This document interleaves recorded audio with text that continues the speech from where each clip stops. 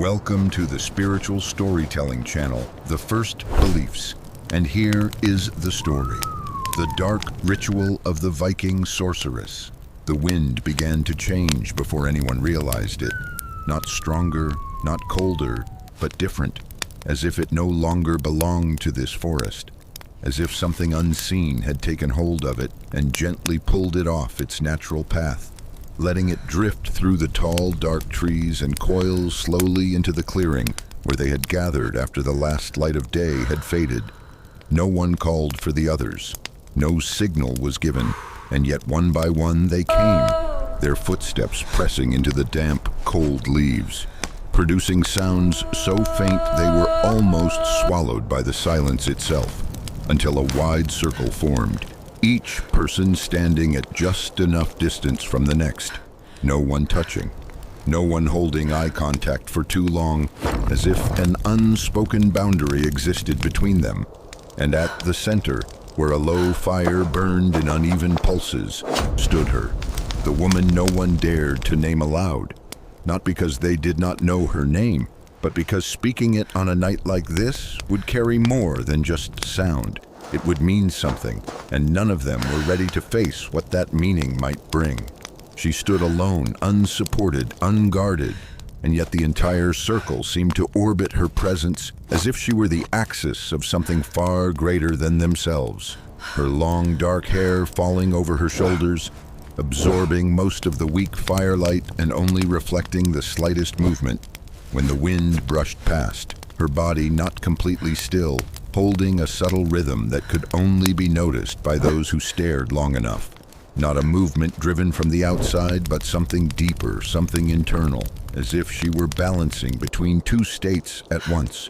And in her hand she held a long staff of dark wood, worn by time, its tip carved with symbols none of them truly understood. Not a weapon, not a tool, but something else.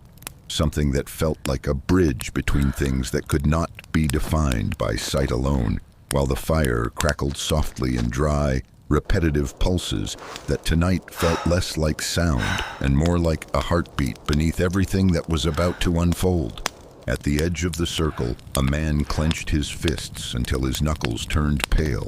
A man who had walked through battlefields, heard metal strike bone, seen blood splash across his skin, and yet none of that felt like this, because here there was no enemy, no target, no clear threat, only a presence spreading slowly, quietly, like an invisible mist, attaching itself to every breath. And then she inhaled, very slowly, not as if she were drawing in air, but as if she were pulling something deeper into herself, something heavier, something that did not belong to the world around them. And that was when the sound began. Not words, not a song, but a low, continuous vibration emerging from her throat. Something that resembled wind passing through stone, yet carried intention, direction, structure. A sound none of them understood, but all of them felt.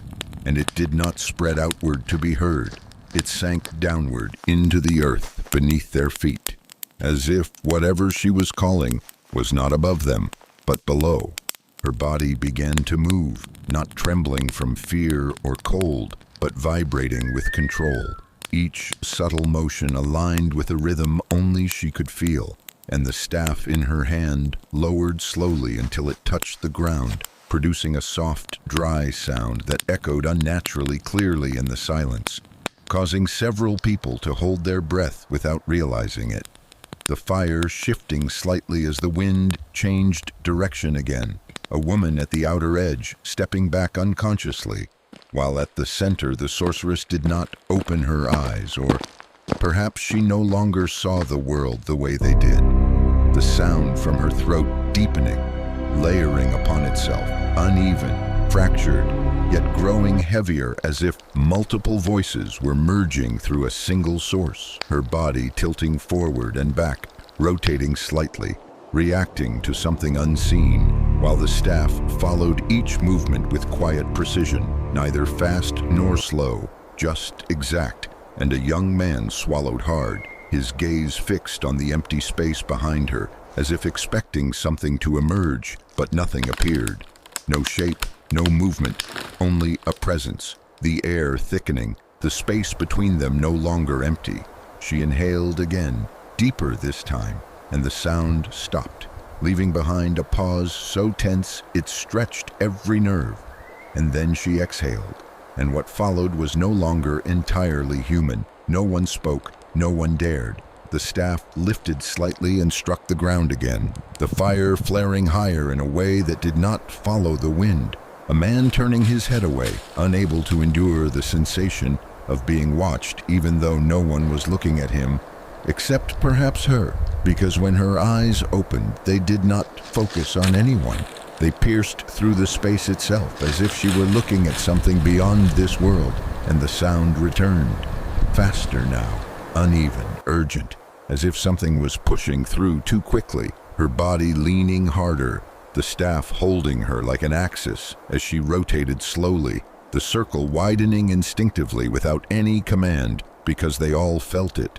She was no longer entirely here, and that was what terrified them.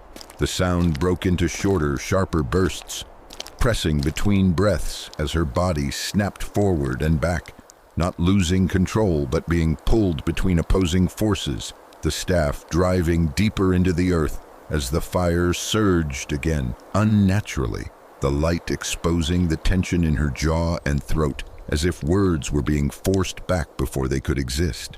Another man stepping back, this time aware of it, because curiosity had become danger, not danger from her, but from whatever was moving through her. And then suddenly everything stopped. The sound cut off, a heavy silence dropping into the clearing so completely that the crackling fire became unbearable. She stood still with her head lowered, hair covering part of her face, no one moving, no one breathing too loudly, until a sharp inhale broke the stillness, her body tightening, the staff trembling in her hand not from her grip, but from something passing through it. And when she lifted her head, her eyes locked onto something that did not exist in the space between them, something only she could see. A word escaped her lips, short, hard, without emotion, yet heavy enough to feel like it fell into the air as a physical object. No one understood it, yet all of them knew it meant something. She spoke again, a phrase this time, her voice unchanged, cold, steady, as if she was not the one creating the sound, but merely allowing it to pass through her. A woman raising her hand to her mouth, a child clutching tighter, unable to look yet unable to turn away, the wind surging and then stopping, the fire leaning and then freezing, and in that moment she stopped completely, the sound ending without echo, without fade, just gone, the staff slipping from her hand and falling to the ground with a soft impact that marked the end. No one stepped forward, no one touched her, because no one knew if whatever had been there had truly left. She remained still for a moment longer before the tension slowly left her body, not collapsing, not losing control, just releasing. A man stepping closer but stopping short, ready to catch her if needed, yet not reaching out, everyone waiting until she blinked once, slowly as if returning required effort. Then again, her gaze no longer distant, no longer beyond, just human. She did not speak, did not ask anything. She simply inhaled lightly as if checking whether this body still belonged to her. The wind returning to normal, the fire steady again, the sounds of the night creeping back, and yet nothing felt the same. She stepped away from the center, slow, firm, unhurried, the circle opening for her without thought. She did not look back, did not explain, did not confirm anything, and when she left the fire, the empty space remained, untouched. No one moving to fill it because they all knew what had happened. There was not something that could be repeated.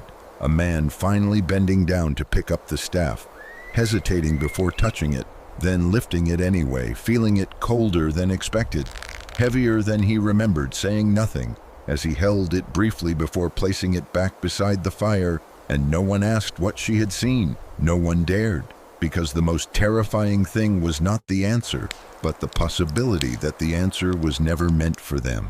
And in the silence that followed, What remained in every mind was not what they had heard, but a question that refused to fade when she looked into that empty space.